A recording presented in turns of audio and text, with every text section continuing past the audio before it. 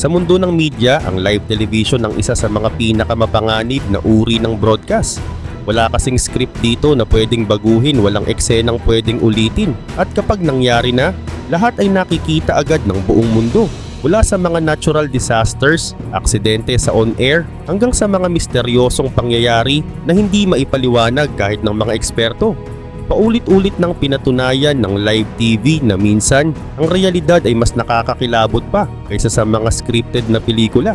Ngayong gabi, babalikan natin ang mga pinaka-nakakatakot, pinaka-unexpected at pinaka-misteryosong sandali na napanood ng buong mundo ng live. Mga eksenang nagpatayo ng balahibo ng mga manonood. Pero bago tayo magsimula, huwag kalimutang i-like at i-subscribe ang ating channel. Malaking tulong ito para sa aming mga content creator. Maraming salamat at ngayon simulan na natin.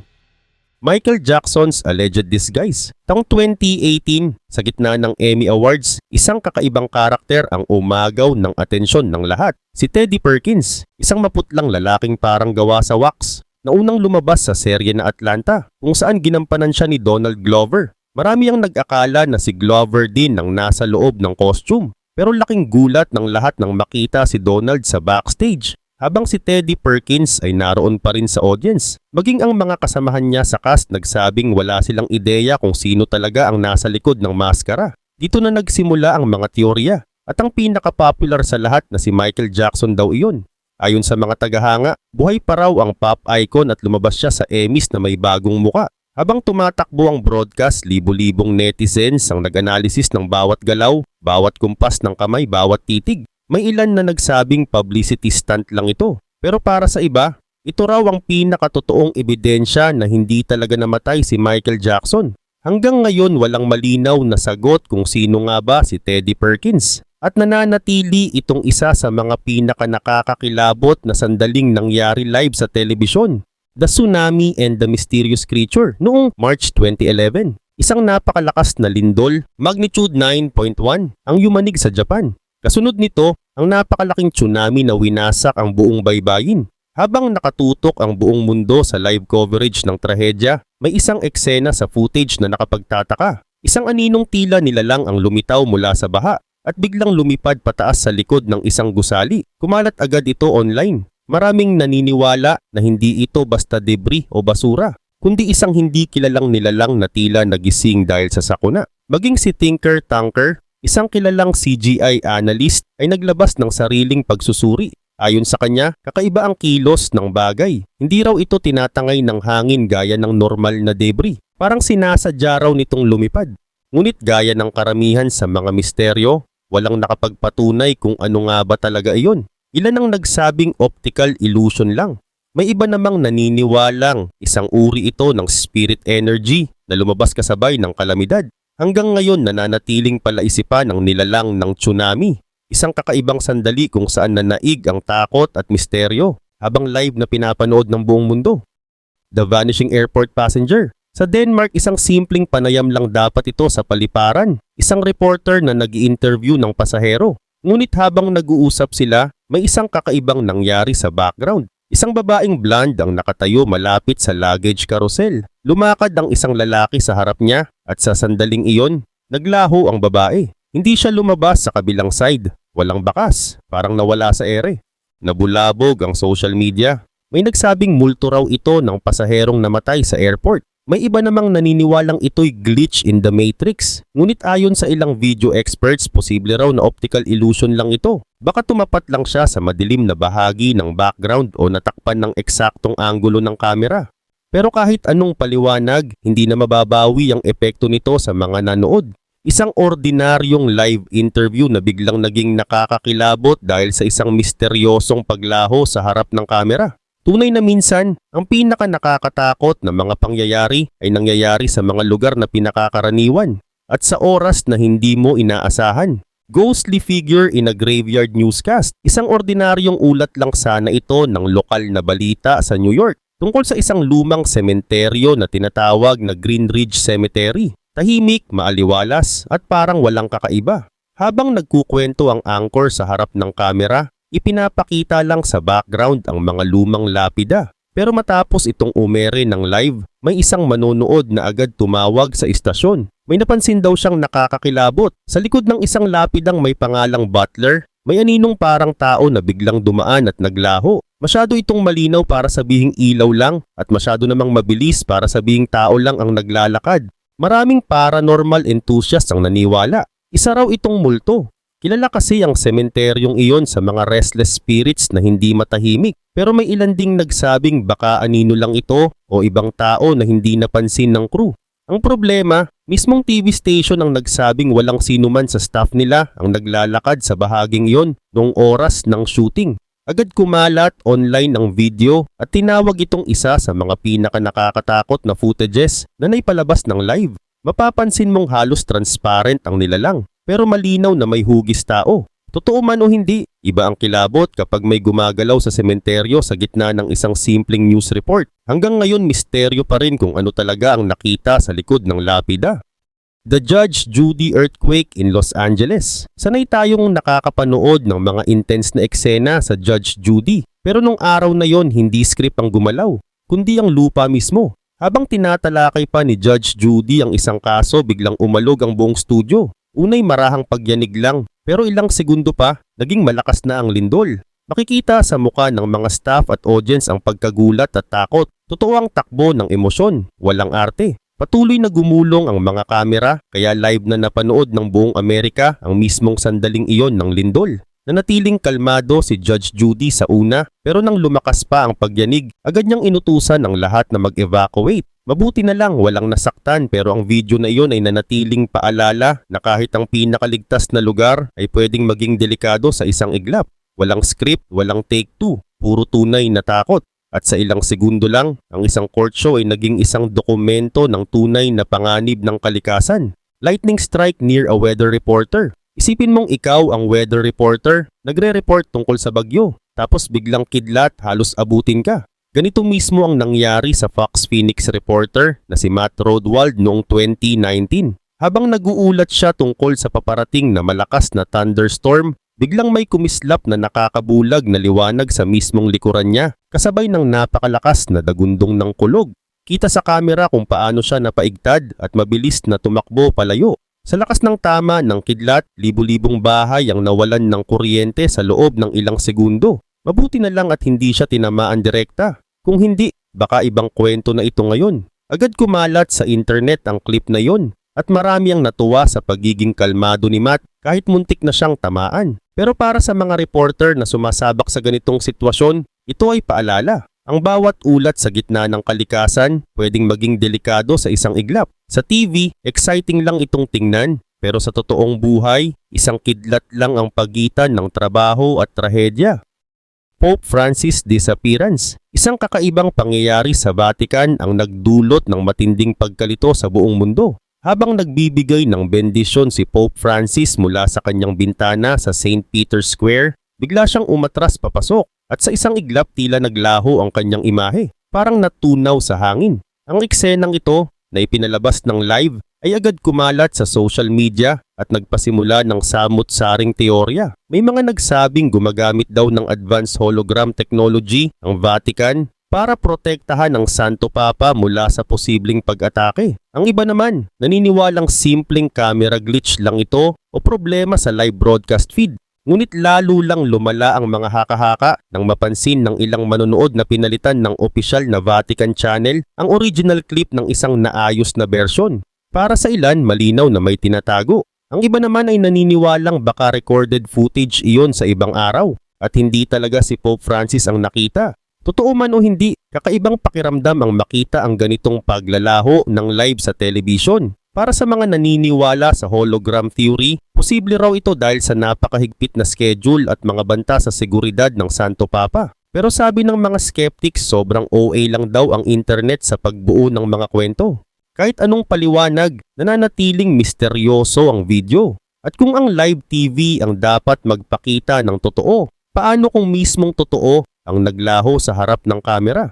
The Sylar Ghost, isang Halloween football game sa California ang biglang naging kwento ng kababalaghan. Habang naglalaro ang Sylar Spartans laban sa Resita Regents, abala ang mga manonood sa sigawan at saya hanggang may napansin sa isang cellphone video. Si Ana Diana, isa sa mga magulang na kinukuhanan lang ang anak niyang cheerleader ay biglang napasigaw ng mapansin sa kanyang footage ang isang kakaibang imahe. Isang malaaninong figure, halos transparent, ang tumatakbo sa gitna ng field ng sobrang bilis, parang hindi tao. Ibinahagi niya ito sa mga kaibigan at lahat halos pareho ang reaksyon. Oh my God, ano yun? Mabilis kumalat ang video at tinawag itong The Sylar Ghost. Maraming teorya ang lumabas. Ang ilan naniniwalang kaluluwa raw ito ng dating manlalaro na hindi matahimik, habang ang iba naman ay nagsabing simpleng camera glitch lang o error sa memory card. Maging si Bruce Lindsay, isang physics teacher, ay nagsabing posibleng teknikal na anomalya lang ito. Pero hindi kumbinsido ang lahat, lalo na't mismong si Diana ang umamin na halos hindi niya alam gamitin ng cellphone niya. Kaya paano nga naman siya makakagawa ng fake video? Hanggang ngayon walang malinaw na sagot. Ang Sylar Ghost ay nananatiling bahagi ng listahan ng mga nakakakilabot na kaganapang naitala habang live ang mga kamera. Isa itong paalala na minsan, kahit sa gitna ng saya ng laro, may mga bagay na hindi kayang ipaliwanag ng siyensya. The Double-Eyed News Anchor. Isang Canadian news anchor ang naging sentro ng internet frenzy matapos may mapansing kakaiba sa kanyang live broadcast. Habang nagre-report siya tungkol sa isang seryosong political segment, biglang nagbago ang hitsura ng kanyang mga mata. Para bang nagkaroon siya ng dalawang pares ng mata na sabay kumikindat. Agad itong kumalat online at umusbong ang mga teorya.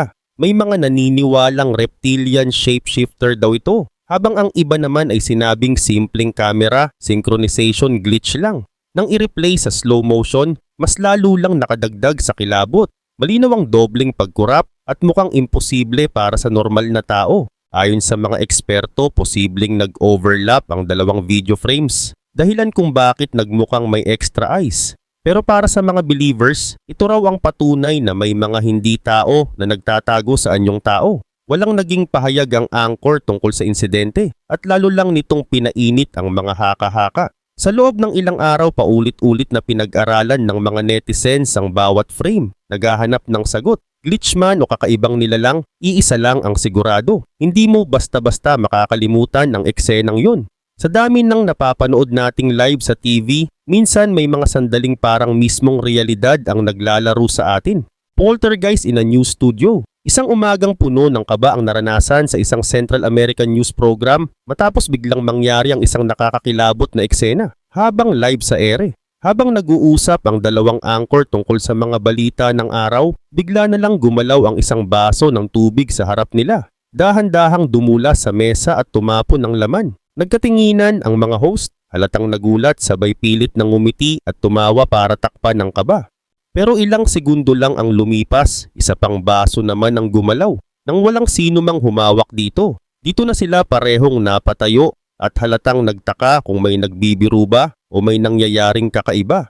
Agad sinuri ng production crew ang mesa at mga gamit. Walang tali, walang magnet at walang sino mang nasa ilalim ng mesa. Ayon sa replay, malinaw na gumalaw ang baso ng mag-isa. Ang mga skeptic sinabing baka dulot lang ito ng vibration o moisture sa mesa. Pero para sa iba, malinaw raw na ito ay gawa ng isang poltergeist, isang ligaw na espiritu na gumagalaw ng mga bagay. Kung tutuusin, simple lang naman ang nangyari, isang basong gumalaw. Pero sa mata ng mga nanonood, sapat na iyon para kabahan at magtanong kung may ibang nilalang na nasa loob ng studio. Minsan nga raw hindi mo kailangan ng multo na nagpapakita. Sapat na ang isang hindi maipaliwanag na kilos para mapatayo ang balahibo ng lahat. Ghostly Shadow on Live TV noong 2011, isang live broadcast mula sa United Kingdom ang nagdulot ng takot at misteryo sa mga manonood. Habang nagre-report ang isang journalist tungkol sa aksidenteng naganap sa M11 motorway malapit sa London, biglang may lumitaw na kakaibang anino sa screen. Isang itim na hugis na tila lumulutang mula sa itaas, huminto sandali sa gitna, at saka dahan-dahang tumawid sa kalsada bago tuluyang naglaho.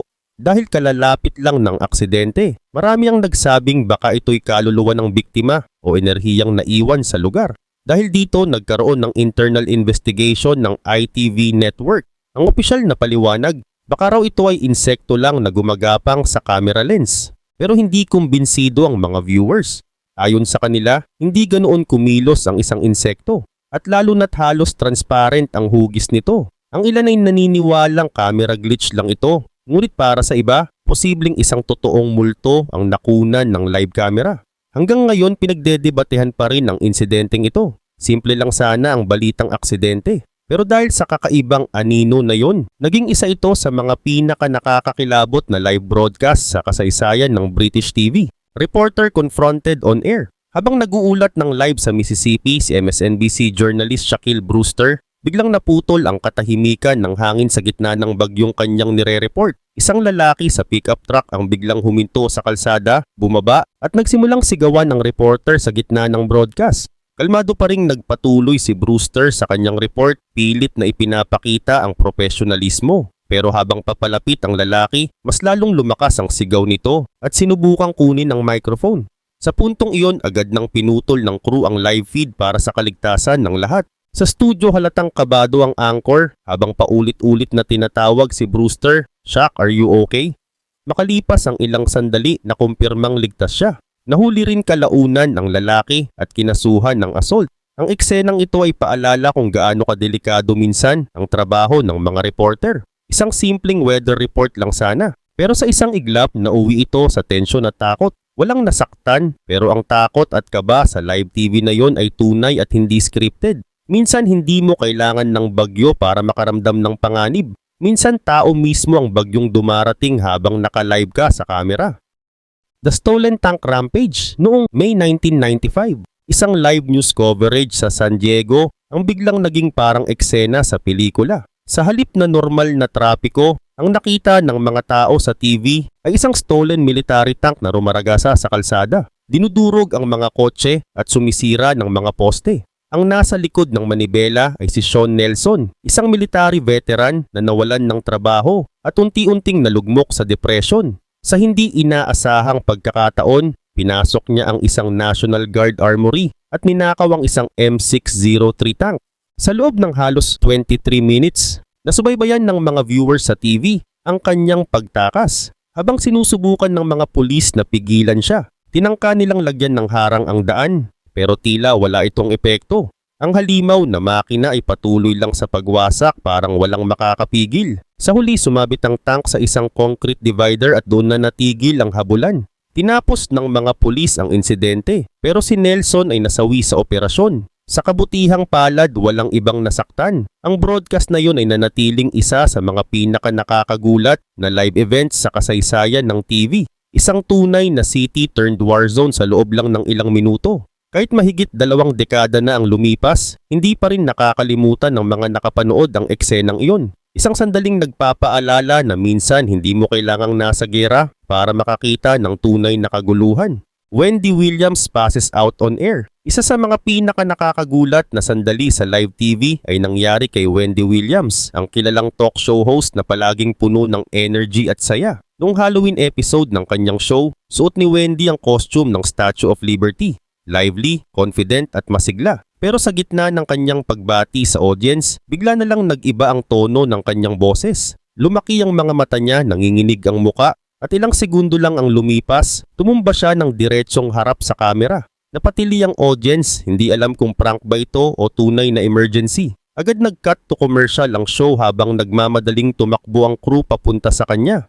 Makalipas ang ilang minuto, bumalik si Wendy sa live broadcast. Halatang nanghihina pero nakangiti pa rin. "That was not a stunt," sabi niya. "I just overheated in my costume." Ipinaliwanag niyang dahil sa kapal ng suot niya, nawalan siya ng hangin at hinimatay. Pero kahit siniguro niyang ligtas siya, hindi na mabubura sa isip ng mga manonood ang takot sa sandaling iyon. Ang titig sa kanyang mga mata bago siya bumagsak. Marami sa social media ang nagsabing parang possessed daw o may kakaibang nangyari. Totoo man o hindi ang mga haka-haka, ang moment na iyon ay nagpapaalala kung gaano kapanganib at unpredictable ang live television. Isang iglap lang mula sa saya, naging takot at kaba ang eksena. The Max Headroom Signal Hijacking. Noong gabi ng November 22, year 1987, nasaksihan ng mga taga-Chicago ang isa sa mga pinaka-weird at nakakakilabot na pangyayari sa broadcast history, ang tinaguriang Max Headroom Incident. Eksaktong 9:14 p.m. habang nag-uulat ang WGN-TV ng sports segment tungkol sa panalo ng Chicago Bears, biglang nag-blackout ang screen ng mga viewers. Pagbalik ng signal, hindi reporter ang bumungad, kundi isang taong nakasuot ng Max Headroom mask gumagalaw ng paikot-ikot sa harap ng kumikislap na metal background. Walang malinaw na tunog, tanging buzzing noise lang habang umiindayog ang imahe sa loob ng 30 seconds bago muling makuha ng mga engineer ang kontrol.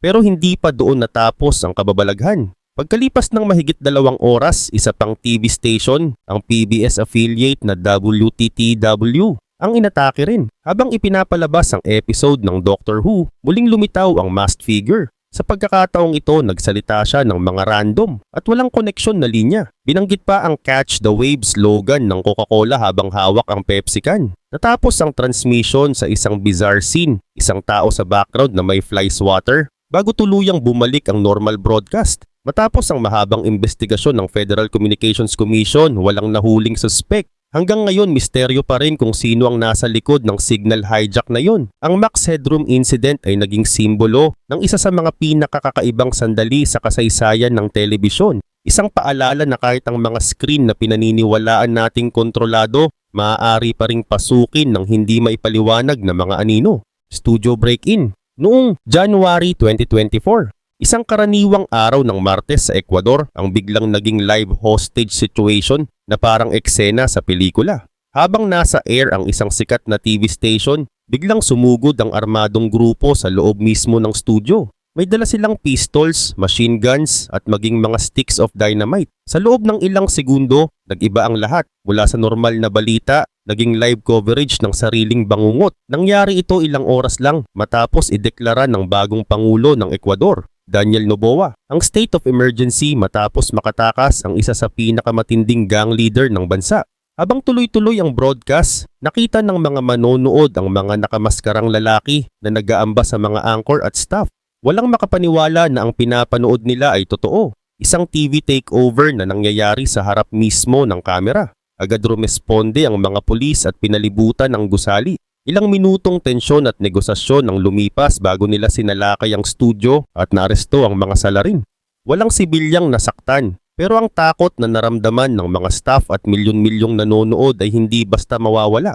Ang imaheng iyon, mga lalaking may baril at dinamita habang live ang broadcast, ay naging simbolo ng kung gaano kadaling pumasok ang karahasan sa mga lugar na inaakala nating ligtas. Mula noon, nagbago ang pananaw ng publiko sa kung gaano kahalaga ang seguridad sa loob ng mga TV studio. Meteorologist collapses live noong March 2023.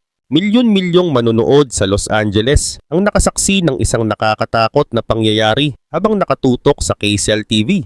Habang naglalahad ng weather forecast, biglang nanlumo at dahan-dahang yumuko ang meteorologist na si Alisa Carlson hanggang sa tuluyang mawalan ng malay at bumagsak sa likod ng kanyang desk. Mabilis nag-cut ang kamera, pero huli na. Nakita na ng buong bansa ang sandaling iyon. Makalipas ang ilang oras, lumabas ang balitang dati na siyang na-diagnose ng leaky heart valve. Halos 10 taon na ang nakalipas, matapos din siyang mahilo sa isa pang live broadcast noon. Pero nilinaw ni Alisa na hindi ito konektado sa dati niyang kondisyon at agad siyang gumaling makalipas ang ilang araw. Sa kabutihang palad, nakabalik siya sa trabaho, ngunit hindi madaling kalimutan ng mga manonood ang eksenang yun.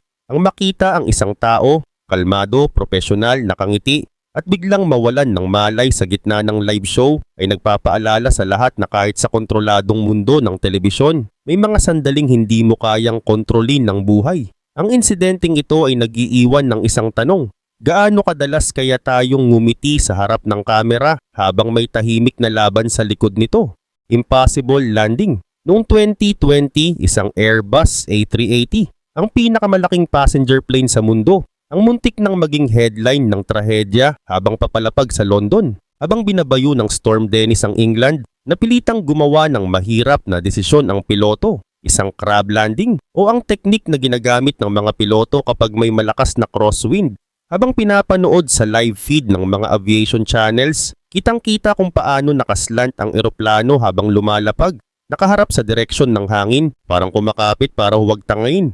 Paglapag nito halos sabay-sabay na sumigaw ang mga pasahero, ilan sa takot, ilan sa ginhawa. Ang iba'y umiyak habang ang ilan ay tahimik lang, nakatitig sa labas ng bintana, tila hindi makapaniwalang nakaligtas sila sa isang near-death moment. Ang sandaling iyon ay naging paalala na kahit gaano kalaki at kamoderno ang teknolohiya, minsan ang kaligtasan ay nakasalalay pa rin sa tibay ng loob at talas ng isip ng isang piloto. Ang crab landing na yon ay itinuring ng mga eksperto bilang isa sa mga pinakamahirap ngunit pinaka-perpektong emergency landing sa aviation history. Isang tunay na milagro sa ere.